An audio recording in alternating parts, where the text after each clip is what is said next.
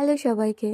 আমরা দুই বোন আজ রেডি হয়ে যাব আজকে বনগাঁ ৭ ভাই কালীতলা মায়ের মন্দিরে পুজো দিতে। তো মায়ের মন্দিরে যাব, একটু আলতা পরবো না তা কী করে হয়। তো আমরা রেডি হয়ে বেরিয়েই পড়েছি রাস্তায়। আর আজকে বাইরে এত ঠান্ডা, আর চারিদিকে এত কুয়াশা, রোদ্দুরও ওঠেনি, ভীষণ ঠান্ডা লাগছে। এদিকে রাস্তায় উঠে দেখি বাসও বন্ধ। তো কী আর করায়, অগত্যা বেরিয়েছি যখন, মায়ের দর্শন করব ভেবেছি যখন, তখন যেতে তো হবেই। তো বেরিয়ে টোটো নিয়েছি, টোটো নিয়ে অটোতে করে তারপর বনগাঁ গিয়ে পৌঁছেছি। তো শুধুমাত্র বনগাঁতে আমরা একা যাচ্ছি না, আমাদের সাথে আরেকজন যাচ্ছে, তাকেও তোমরা দেখতে পাবে সামনে।